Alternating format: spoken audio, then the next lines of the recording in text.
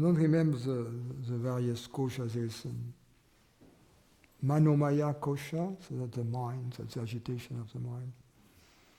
Anandamaya kosha, that's attachment to the blissful state of the body and to the samadhis. What are the other ones? There is one with Pranamaya kosha. What is it? Vijnana, intellect. Yeah.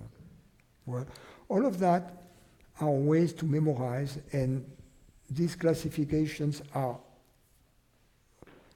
ways. Let's say you have a carrot, right? You can cut it in transversally in 5 parts, right? Or you can also cut it sagittally, doctor, in 3 parts, for instance. And it's still the same carrot. So the way you cut it has nothing to do with the carrot itself. You see what I mean? Classification they were a way to memorize, way to explain, to satisfy the mind. So all of that we deal with that in the teaching in a different manner.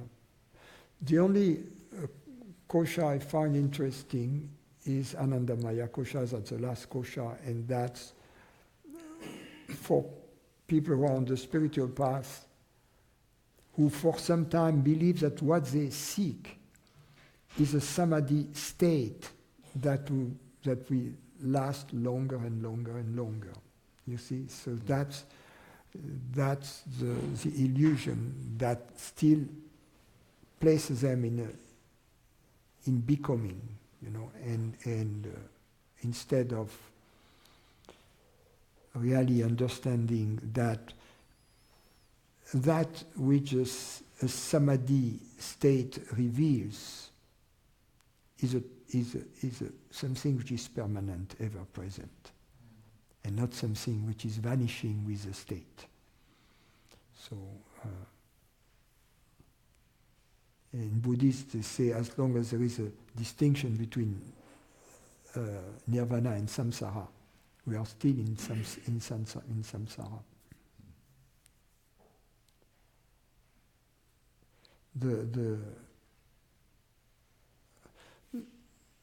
The peace of the background transcends all the states.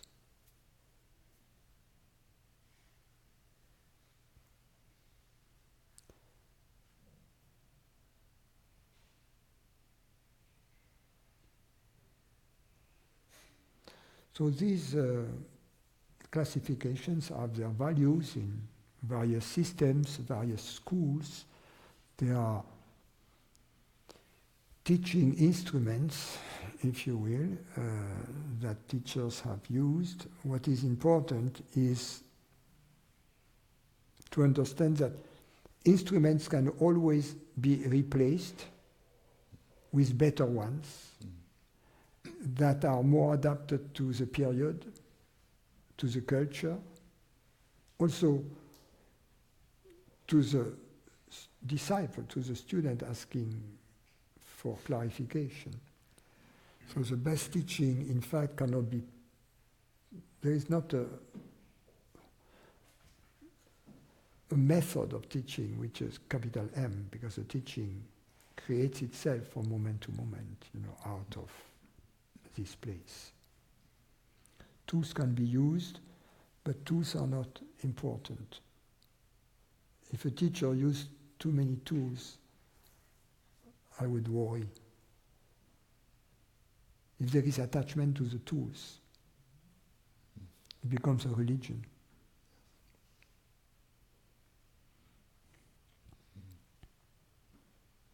An example, for instance, is in the Zen tradition, the use of the koans. The old masters, they didn't use koans. They would just speak their mind, if I can say, their Zen mind. And then there were students, not with recording devices, with Chinese pincers, and they would note the answers. And then this guy was asking, why did Bodhidharma came to China? And the teacher looked outside in the yard, in the patio, and there was a cypress there, and he says, "It's a cypress in the patio." Yeah. And then later on, like 200 years after that, I mean, the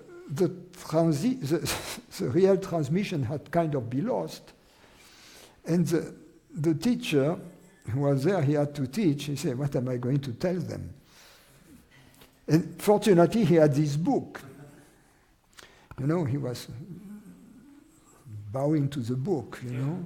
And the book says that Bodhidharma, I don't know who it was, once said upon answering the question, I don't know, it was Bodhidharma, what did Bodhidharma came to China, set the cypress in the yard. So the teacher who was teaching that, he didn't understand. So he said, perhaps one of my students is going to understand what he meant. So he said, I'm going to give you a koan.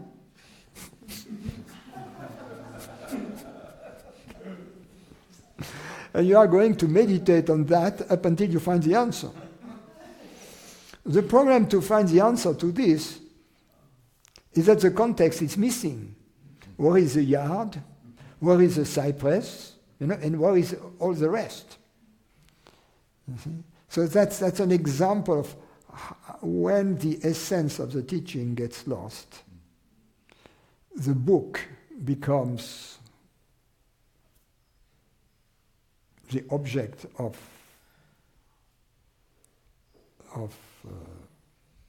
worship, yes, of reference, and then the means of transmission becomes more important than the transmission itself, because the transmission was lost. So there is nothing to get. All we are left is with the means of transmission, and there is no more transmission. It's better to have transmission without the means than the means without the transmission. Now, I've lost all the Buddhists and all the serious Vedantins. So we remain with the lousy Vedantins here.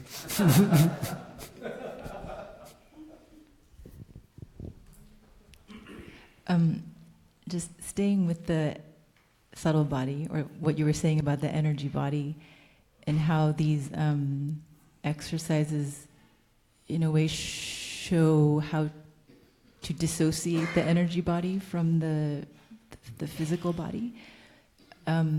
Why is that dissociation? Like, what is significant about that dissociation, or is it in some way? Yeah, because you get delocalized. The significance is that this dissociation takes place spontaneously when the separation goes away. So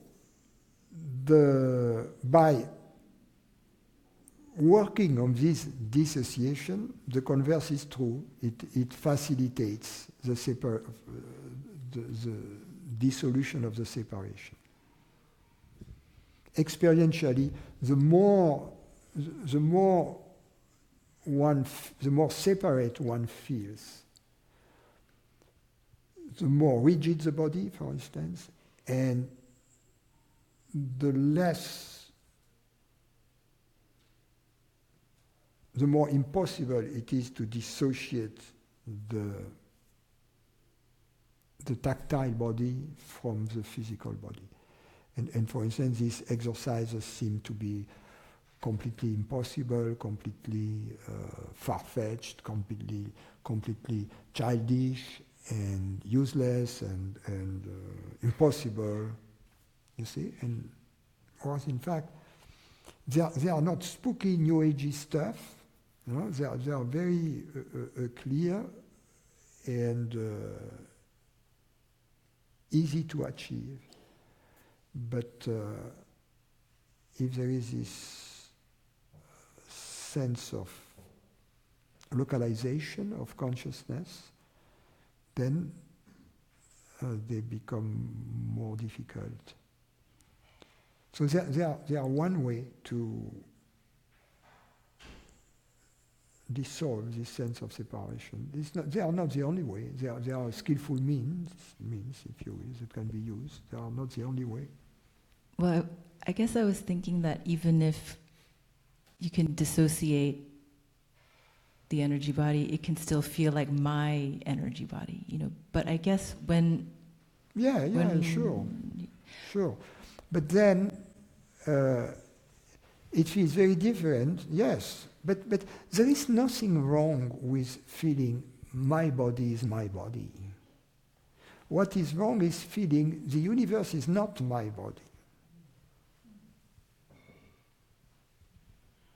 So if I can project my tactile sense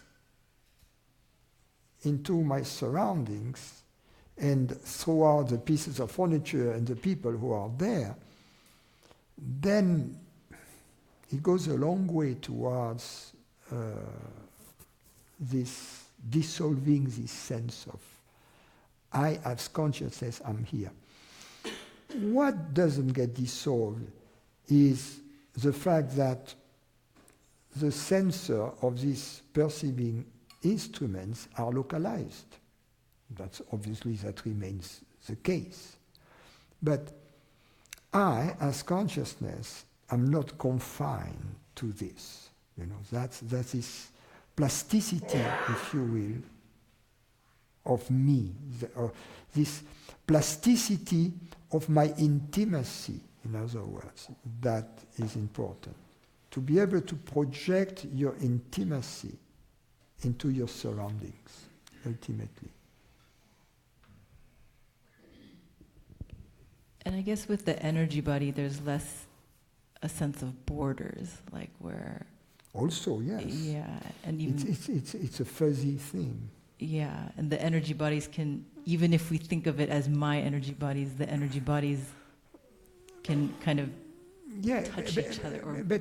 But also, if you... The picture we have of our body, because actually, what is strange is what we call our physical body versus the energy body. The physical body is more intellectual than the energy body, because the physical body is a concept we have of our body. It's a concept of a solid mass. But it is very different from the experience we have through bodily sensations. You see? The body we see in the mirror appears as a compact mass, it's not transparent. But the body of energy, the body to which is our real experiential body. If you look at your chest, for instance, and you ask yourself, is there a border? You see, no. You see that your body of energy escapes through this, and that you see there is not a wall, experientially. And once you have experienced that, you can see that your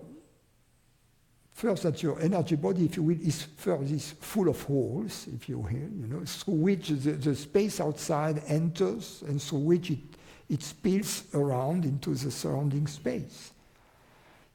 But even that is not true. Even that, in fact, what you have is mostly space with bodily sensation floating into it, you see.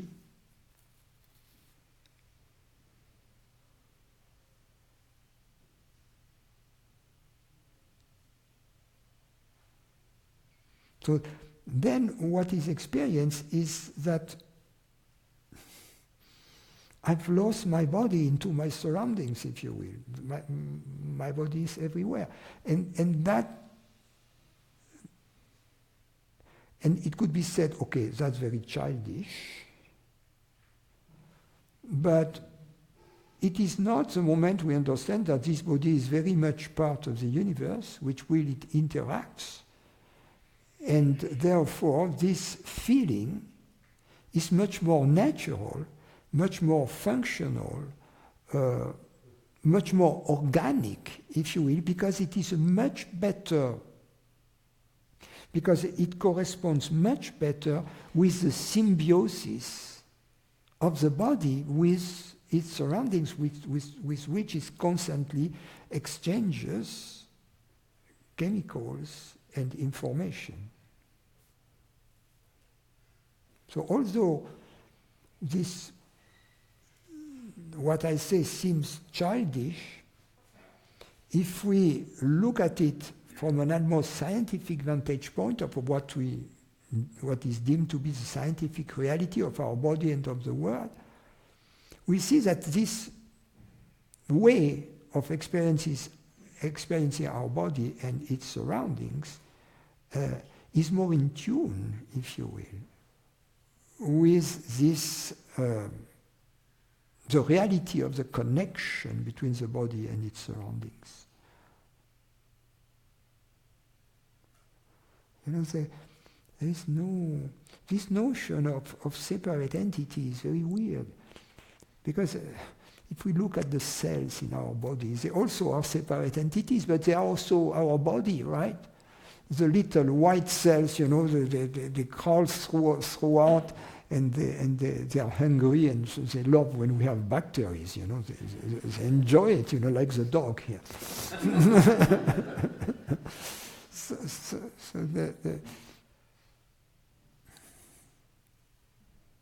So where is the human entity? You see, the human reality there. If you look within and if you look without, you see, the borders disappear.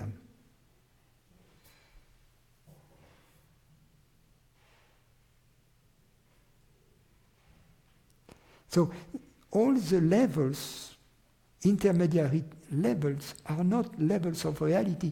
The level of reality has to be global. Some French zoologist told me once that there was, mentioned that there was a species in the ocean that in which the various, it was like a swarm of small entities, but they can also congregate, get together in the shape of almost a flower,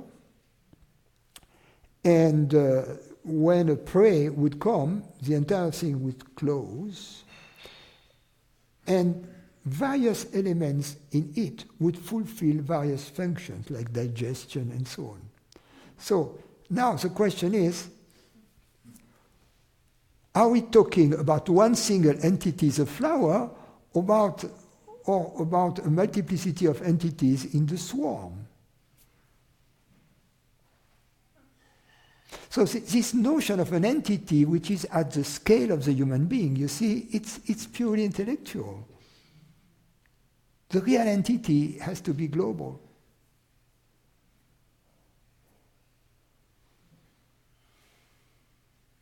Okay, I'm getting too brainy here.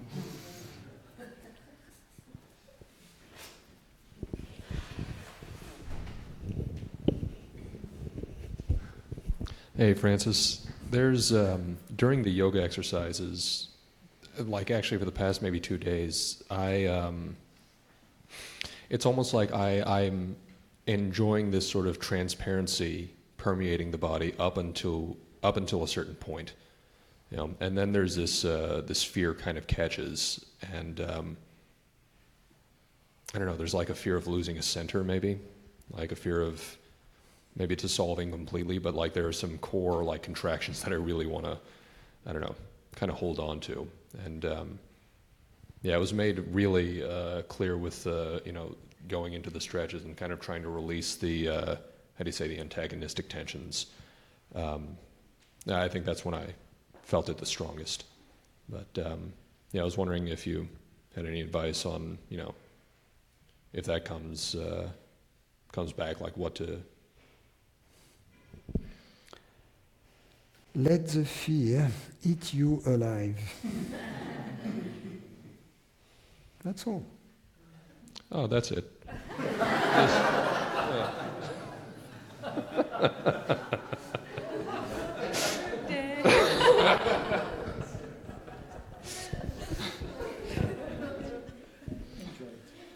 You are too big for that. It won't be able to do it. But you have to allow for it to do it.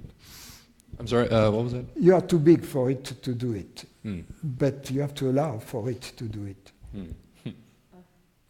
Thank you. Didn't sound convinced.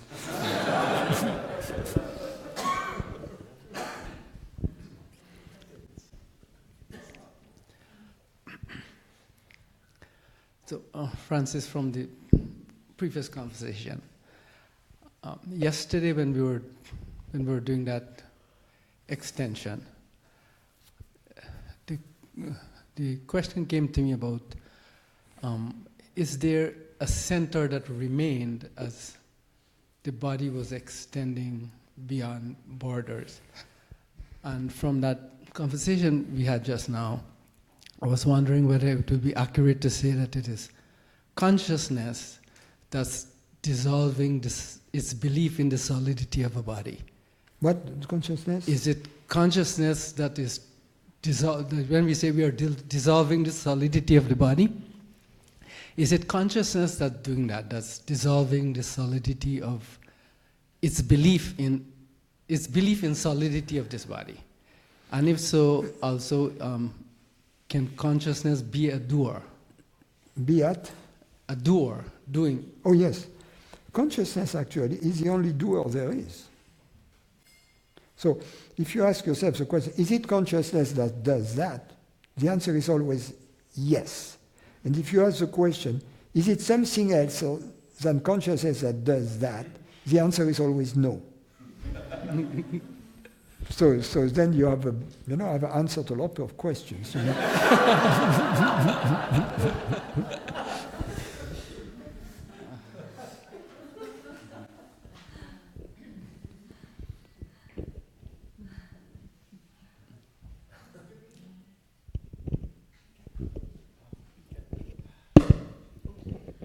Hey, Francis. I'm going to copy Vishal on that. Two things. Yesterday's yoga exercise, I have a sense that I wasn't quite getting the instruction because it felt more like I was like a little kid just imagining my senses being out there. And it felt fake to me. But it's okay. Okay. No, it's okay because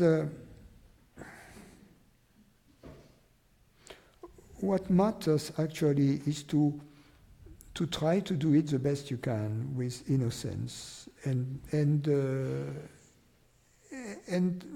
it may feel that what is being requested is impossible to do, and nevertheless you try to do the impossible, and this attempt to do the impossible has a transforming power on the current situation. It's very strange, but that's the way it is. Yeah, just in hearing you say that, I had a thought that it's like it helps weaken the illusion of solidity. Yeah, you see, usually I use images, and upon hearing the image, you conceive an image also in your mind. But then you move from the image to a sensation. The image also creates a sensation. And the moment you create a sensation, you start reprogramming, in a sense, the brain. The brain has been programmed in a way through years of ignorance to perceive the body and the world as separate entities. You see, that's the way the brain has been programmed. It was not that way when you were born. When you were born in your innocence, you were fully expanded. And then we have come out of the Garden of Eden, so to speak, you know,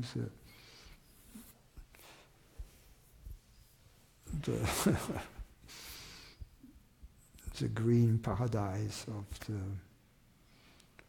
the children, you know, and then we go back to it in a sense with wisdom by returning to this very simple way to perceive the body and its surrounding in unity. But in this process, we have to deprogram the brain.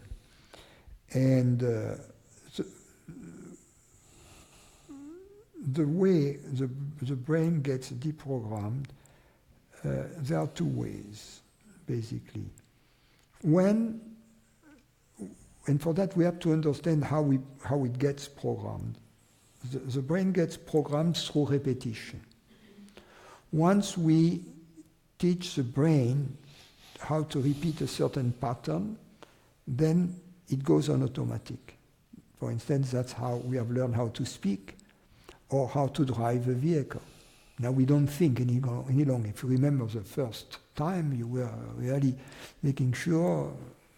Now it's on automatic. You can chew your gum and drive at the same time. Yeah, or smoke your joint.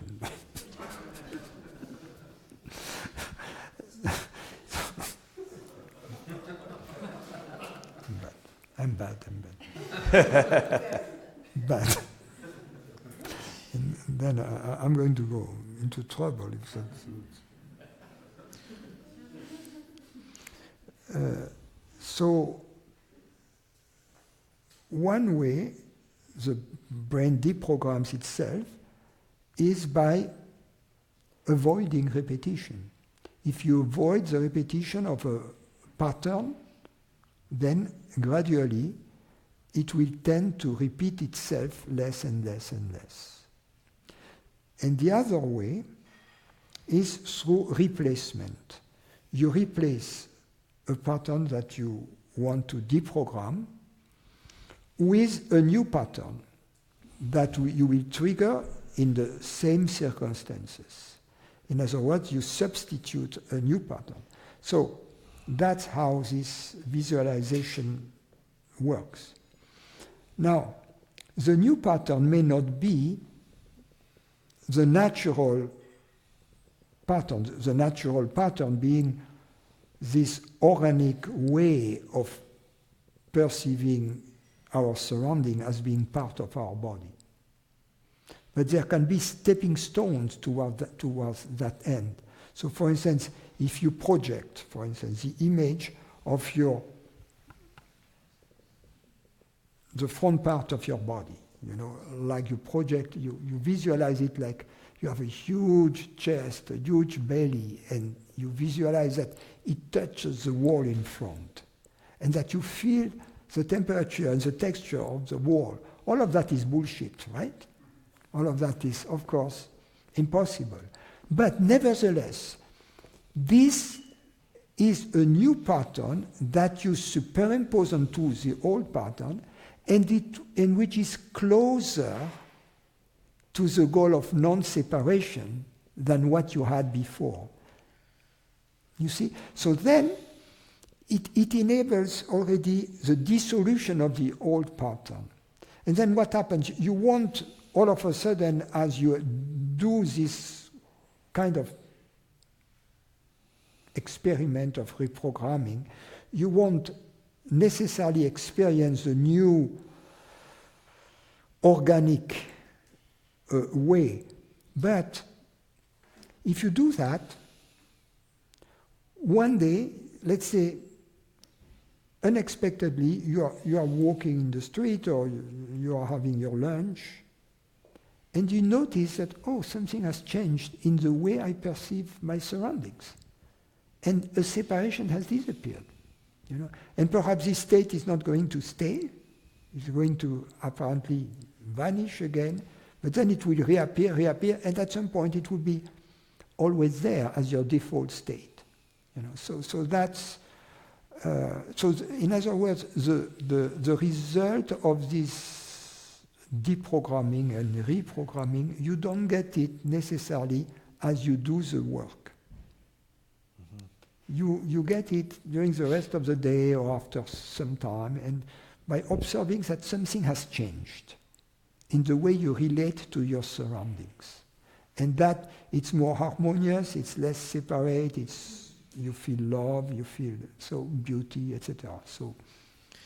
So I could do something like close my eyes and imagine that I'm like merged with my surroundings, and that would be another way to Yes, do all it. of that is good. Yes. Okay. Yes. The second question relates to what I guess you call the next stage after realizing that I'm awareness. Is the conducting of experiment to increase the probability of recognizing that consciousness is universal. Can you give me a small example of an experiment? Many examples. It relates to 5 realms, if you will. The way we think, the way we feel our body, the way we perceive the world, the way we interact with human beings and with living beings, and the way we act in the world. So, the way we think, the way we feel, the way we perceive, the way we interact, the way we act. In fact, it corresponds to 5 types of yoga. The way we act is karma yoga.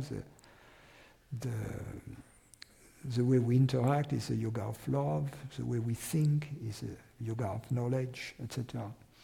So the way we feel is, let's say, the hatha yoga or some form like that. The way we perceive, it could be the yoga of beauty or the yoga of the senses. But so, for instance, the exercise I was mentioning,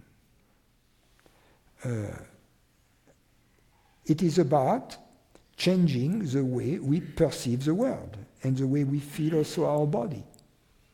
So these exercises, when I notice that I feel separate, to that was feeling as usual, to make a deliberate attempt to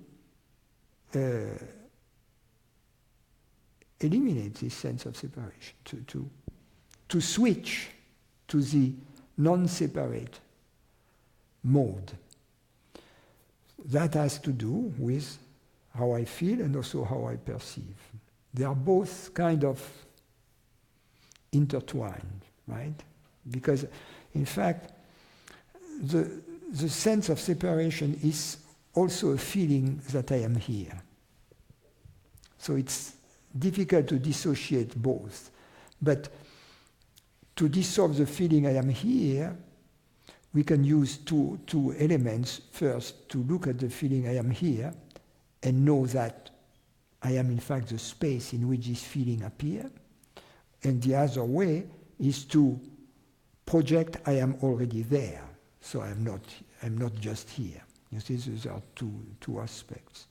Now, the way we think, every time you catch yourself red-handed, thinking of yourself as a separate person, clarify that. Ask yourself, what did I mean by I? Did I mean my car? Did I mean my body? Did I mean my consciousness? You see? And then, if I meant my consciousness, the one who perceives, the one who thinks, the one who loves, the one who understands, if I meant my consciousness, well, I know that I have no evidence that this one is separate. So then I drop the separation concept of it, and I act And then in the actions, that's the other form, to act as if consciousness was universal, was the reality of everything, of the mountain, of the events in my life, so that the universe is my friend and not my adversary, my enemy. And finally, how we interact with others, to whenever we are interacting, to interact from the assumption that the consciousness there, with whom I am interacting, to whom I am speaking, or to whom I am doing things, is the same as me. That I am talking to myself, doing things to myself, etc. So when you have the totality of these 5 categories, 5 ways of cutting the carrot, of these 5 categories of conducting experiments, you will realize that almost every moment in our life is an opportunity to conduct an experiment. And the idea is that, what we have to understand is that the moment we conduct the experiment, we are in the position of wisdom. Because the moment we challenge the separation, we are not separated. So wisdom is not something to be reached in the distant future. Wisdom is something that we can reach here and now at every moment. And then we get established in it when our life becomes a quasi-constant experimentation in consciousness, if you will. That's the idea. Thank you. There seems to be a few of those that I'm really unsure, and it strikes me as that what I could do is, I think you say, if posed the question in a situation, how would I react? If I was universal conscious, if consciousness was universal, how would it act? And see what answer comes up, and then act based on that. Yeah. And just sort of keep testing it. Yeah.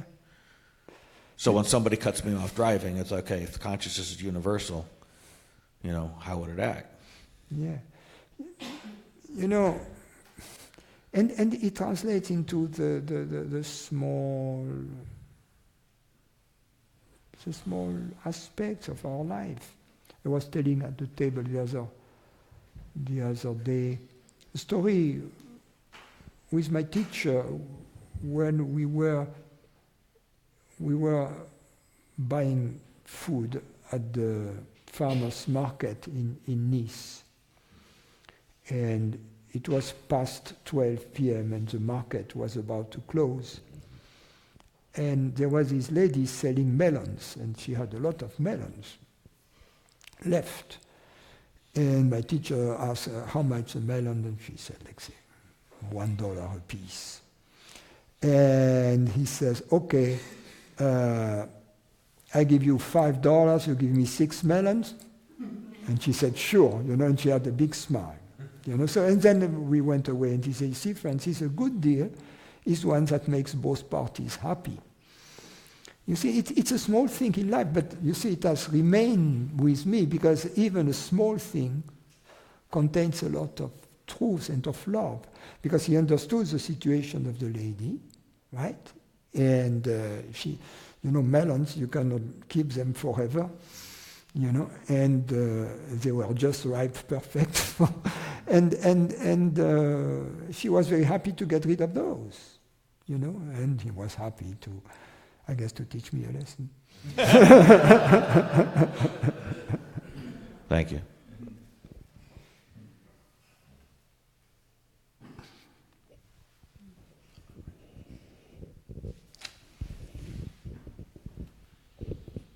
But it was a case when, he was talking to consciousness. He was doing that. He was putting himself in the situation of this lady.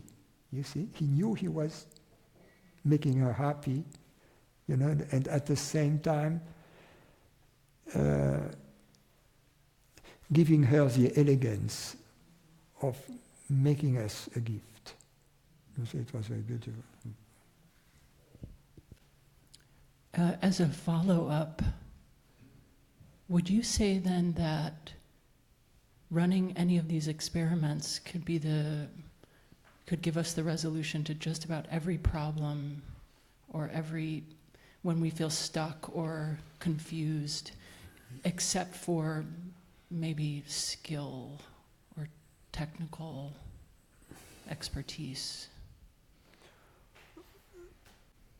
Well, if we act, we think, we behave, we interact impersonally in our lives, the Red Sea is going to open. We don't know where it's going to open, but it's going to open. And it's going to open at the right place and at the right time. So that's the real nature of the experiment. It's the opening of the Red Sea. You see what I mean by this metaphor, right? That solutions will be found, whether we find them, whether the universe around us finds them for us, solutions will happen.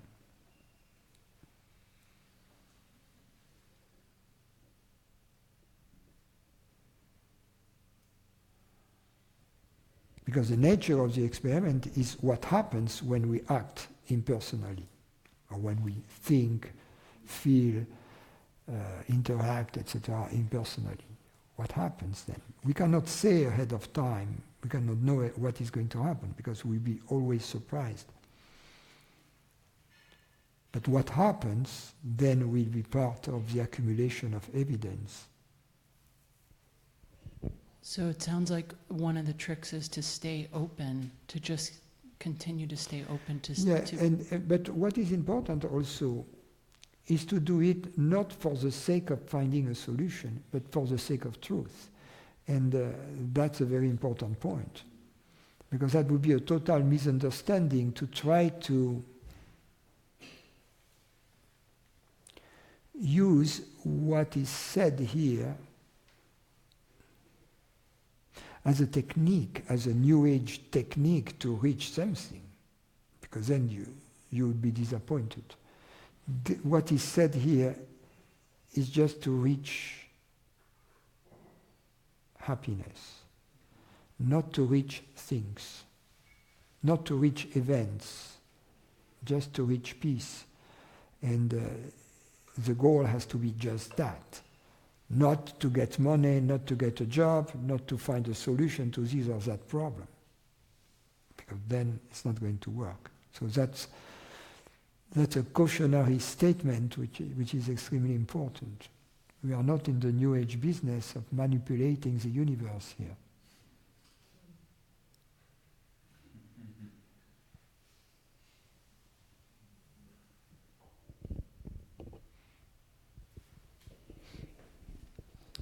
Okay, so this may be, this was going to be my part two, but this follows with this is, I have a self-interest in my happiness, and if I believe that I'm consciousness and other people are consciousness, and let's say I'm competing for the same woman, then it's in my interest is that I come home with the woman. Well, this woman is consciousness too. Right. So you want the best for her. Let's assume she couldn't care less about you and she cares only about the other guy. Right. So then that's what I have to accept. Because I want what's you want consciousness to be happy, right? Right. But then I lose my. So I want exactly. So that's where I guess where I'm. My mind is yes, that makes sense. But I still want. Now what happens? What happens? But if you conduct the experiment, okay, so you she gives you a signal that she's not interested in you and that she is interested in the other guy. And then you say, okay, that's what consciousness wants. Mm-hmm. You know, that's what consciousness wants. You let go of it, you know, as an experiment. Now what is going to happen? Two things. You are going to discover that it would have been a catastrophic thing to be with that woman, and the much nicer one is going to come into the picture out of nowhere. You see, that's an example of the experiment. Right. Okay, so now I'll go to part one, which is I'm still struggling with the universal consciousness. So I guess I'm seeing myself more as part of a whole than the whole itself. So in your analogy the other day was with the tree and the fruit. So I see myself as the fruit, and so my experience is just on that little corner of the tree, even though... Yeah. Wait. First of all, what I call consciousness is what is hearing these words, right? Right. My question is, can you see that? No. So how do you know it's in the corner? How do I know what? How do you know it's in the corner? That's what he said earlier. Yeah. If you cannot see it, how do you know it's in the corner? Well, I don't know where I am, but I guess my thought is just... If you cannot see it, how do you know it's limited? If you cannot see it, how do you know it's not the same in me? Well, so I have my experiences, and everyone here who's all consciousness have their perceptions and experiences, but I don't have their perceptions. I only have my perceptions. How do you know that it is not the same consciousness that has all these experiences? I don't, but if consciousness is having these experiences, it's not being shared with me. Or... No. For instance, you had experiences yesterday. They are not present here, right now. Right. So they are not shared with you right now. Correct. The fact that they are not shared with you right now doesn't mean that it wasn't you having them.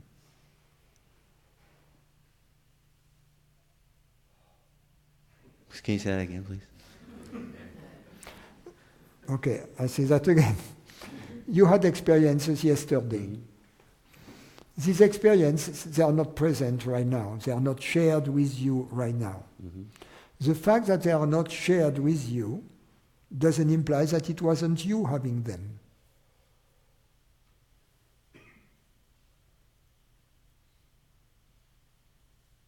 It doesn't imply that I wasn't having those experiences yesterday? No, it doesn't imply that it wasn't you having this experience. Your argument was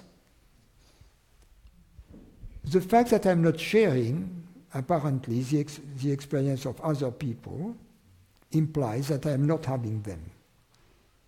So the argument is, if I'm not sharing them, I'm right now, I'm not having them.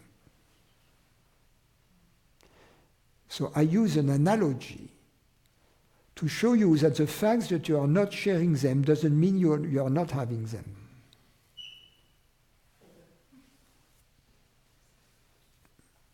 The fact that the experience you had yesterday are not present now, you are not sharing them now with yourself, doesn't imply that you didn't have them. Okay? Or the experience you had 20 years ago, the same day in the year, the day after Memorial Day, at 7 p.m. Do you remember? I don't remember. Does it mean you didn't have them? No, of course you had them, you don't remember. So the fact that you don't remember them doesn't imply you didn't have them.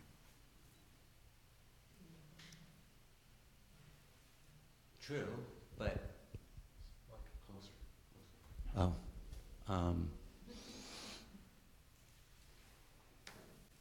yeah, and I'm confused myself, so I don't know how to...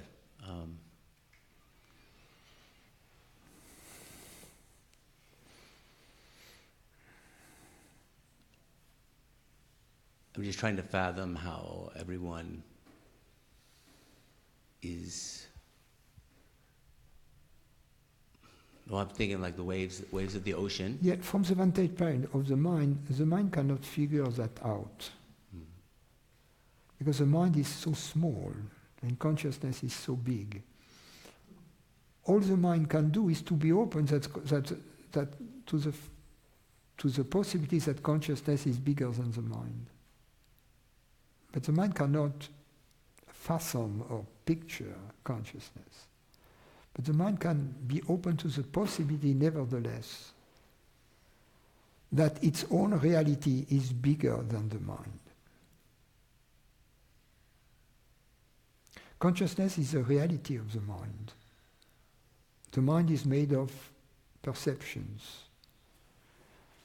And before any perception, there is consciousness. During the perception, there is consciousness. After the perception is gone, perception of thought, visual, perception of sound, bodily sensations, whatever. After the perception is gone, there is consciousness.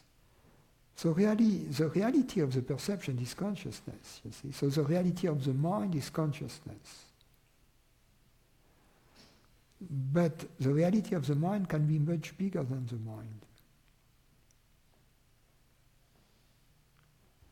The fact that the mind is limited doesn't imply that the reality of the mind is limited.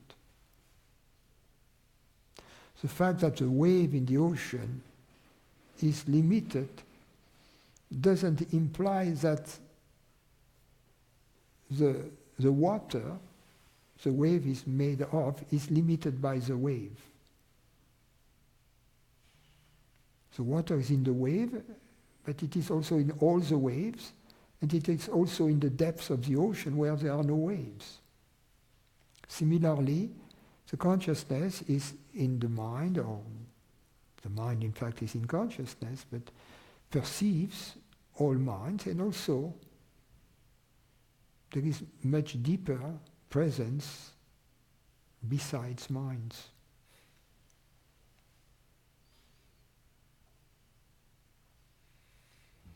Food for thought. Yeah, for sure. If not, I have more questions if someone else. Go ahead. Okay, so just with consciousness in general, I've imagined consciousness as consisting of all things, anything that exists. Anything that exists is consciousness. Is that true? Think of first. Everything you perceive is consciousness. Would you agree with that? Your perceptions, your thoughts. First, let's start with your thoughts. Well, if consciousness is what's hearing my voice, then I would say no, because I see this floor before me, but my voice is echoing off it, but whether it's actually, I don't see it as being consciousness. That was not my question. Okay. Because I was talking about the thought first. My thoughts. What is the reality of a thought if there is no consciousness? Let's start. There's nothing. The thought had to come from somewhere, so I would say it came from consciousness. Without thought, you don't have consciousness. Right. But you can have consciousness without a thought. Right? Right. For instance, you can have a perception Right. or bodily sensation without a thought. So you cannot have a thought without consciousness, but you can have consciousness without a thought. So that would indicate that consciousness is more real than the thought. Right? So, in other words, that the reality of the thought is consciousness. They coexist. You cannot have one without the other, but you can have the other without the one. So, just as think of the wave and the water. You cannot have the wave without the water. You can have the water without the wave. So the reality of the wave is the water. In the same way, you cannot have the thought without consciousness, but you can have consciousness without the thought. Therefore, the reality of the thought is consciousness. The thought is like the wave, and consciousness is like the water, right? Yeah. So then, having understood that about our thoughts, take a perception. We have two things. You have the flower that all can see, and there is your perception of the flower, which only you can see. You understand that? Because everybody else sees the flower from a different position. So they don't have the same perception of the flower. So, the flower is out there in space. But where is your perception of the flower?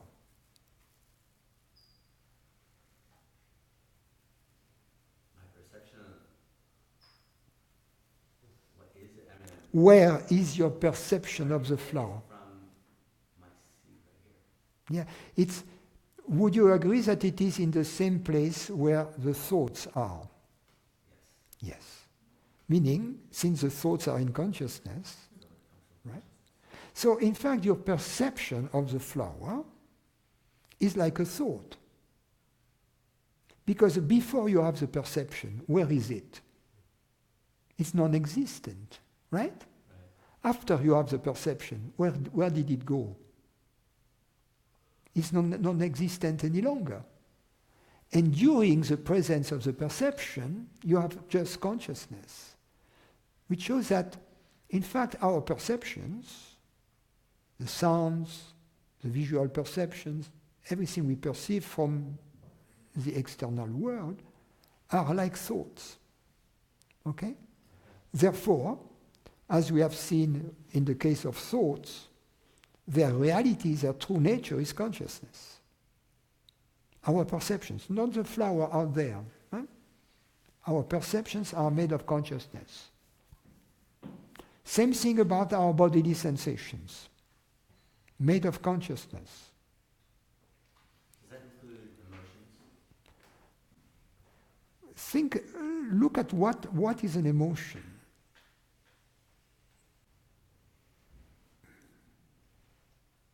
Is it not made of bodily sensations? Yeah, that's how I experience the emotions. Yeah. So So that's what it is. what is the emotions absent us experiencing it, right? So that's why we don't need one more class, right? So now, can you imagine the bulk of your human experience, everything you have experienced since you were born, having experienced anything else than thoughts, bodily sensations, and sense perceptions? No, right? Yes, there is something else, is consciousness, right? Because we know that we are conscious. So that's the other side of our experience. But all we experience is bodily sensations, thoughts, sense perceptions.